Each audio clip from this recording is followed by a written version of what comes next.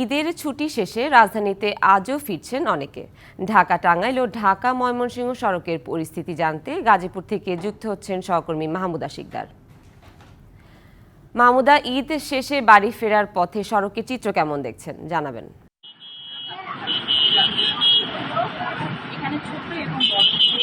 এবং এই 4 থেকে 5,000 কলকারখানাতে প্রায় কয়েক লক্ষ পোশাক শ্রমিক চাকরি করে। ঈদ আসলে কিন্তু তাদের যে বাড়ি ফেরার একটি চাপ, এই চাপটি এবং ফল দুটোই কিন্তু মহাসড়কে দেখা যায়। আর এখন কর্মস্থলে দেখা যায়, কিন্তু এখন কিন্তু গাজীপুরের উপর দিয়ে বয়ে যাওয়া যে দুটি মহাসড়ক আছে, একটি হলো ঢাকা টাঙ্গাইল মহাসড়ক এবং আরেকটি হলো কিন্তু কোনো ধরনের চাপ আসলে ছুটি কাটিয়ে কর্মস্থলে ফেরার ব্যাপারটা থাকে কি যে তারা তাদের মতো করে সময় সুযোগ করে কিন্তু তারা নিজের মতো, যার কারণে মহাসড়কে কিন্তু সেই যে চাপটা বাড়ছে যাওয়ার সময় যখন আমরা যে চাপটা দেখি, এটার কারণ কি মানে কলকারখানাগুলোতে দেখা যাচ্ছে একই সাথে ছুটি থাকার কারণেই কিন্তু দেখা যাচ্ছে যে প্রত্যেক পোশাক কর্মীরা কেউ রাতে, কেউ দুপুরে, কেউ বিকেলে এক এক সাথে কিন্তু যাচ্ছে একদিন বা দুদিন। কিন্তু এখন যে কর্মস্থলে ফেরার যে খারাপটা, এই সময়টাতে কিন্তু আমরা দেখছি যে কোথাও কোনো ধরনের কাজ করছে, সমস্যা না হয়, কষ্ট না হয়, সেই কষ্ট ছাড়াই যেন নির্বিঘ্নে তাদের কর্মস্থলে ফিরতে পারে। আর এই কারণে কিন্তু তাদের সুবিধা অনুযায়ী একজন এক এক সময় ফিরছে। আর এই এক এক সময় ফেরার কারণেই কিন্তু মহাসড়কের চাপটা এখন পর্যন্ত আমরা লক্ষ্য করতে পারছি না।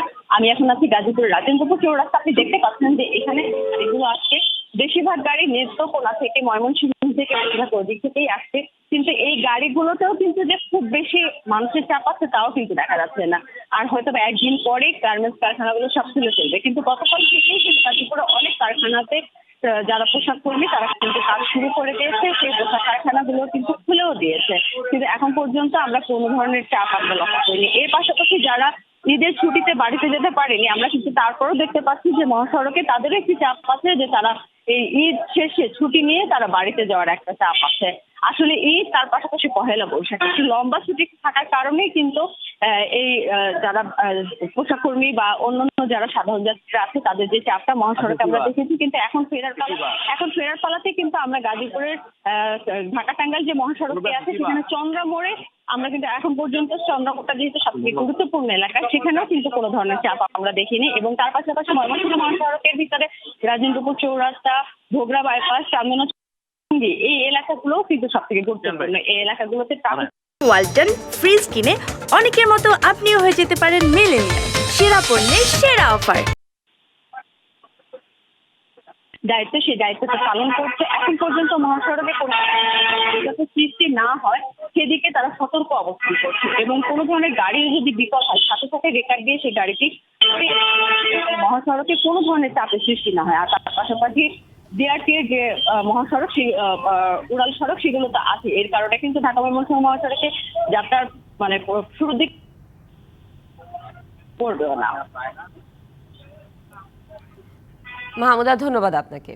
এদিকে কর্মস্থলে ফেরার চিত্র জানাতে ময়মনসিংহ থেকে যুক্ত হচ্ছেন সহকর্মী রাকিবুল হাসান রুবেল। রুবেল, কর্মস্থলে ফিরতে কোনো ভোগান্তির সম্মুখীন হতে হচ্ছে কিনা, ভিড় কেমন দেখছেন জানাবেন। সকাল থেকে ময়মনসিংহ নগরীর যে দুটি বাস স্ট্যান্ড রয়েছে, মাছকান্দা বাস স্ট্যান্ড এবং পাটগুদাম বাস স্ট্যান্ড, দুটি বাস স্ট্যান্ডে কিন্তু প্রচুর যাত্রীর ভিড় আমরা লক্ষ্য করেছি। আমি এই মুহূর্তে রয়েছি ময়মনসিংহ নগরীর যে আন্তঃজেলা মাছকান্দা বাস স্ট্যান্ড রয়েছে, মাছকান্দা বাস স্ট্যান্ডে রয়েছি।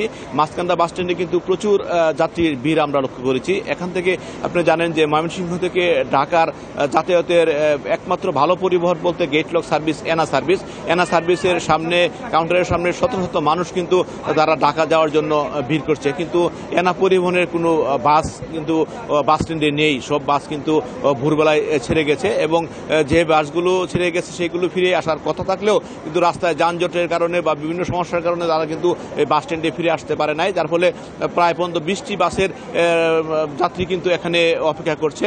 তাছাড়াও যে অন্যান্য বাস সার্ভিস যেগুলো রয়েছে, শৌখিন বাস সার্ভিসের কিন্তু যথেষ্ট বাস স্ট্যান্ডে রয়েছে, কিন্তু তারা নির্দিষ্ট ভাড়ার চেয়ে তারা কিন্তু বেশি ভাড়া নিয়ে যাত্রীদের কাছ থেকে গণপরিবহন করছে। এখানে তারা কিন্তু 400 টাকা করে প্রতিজন 400 টাকা করে প্রতিজন ভাড়া তারা কিন্তু নেওয়া হচ্ছে।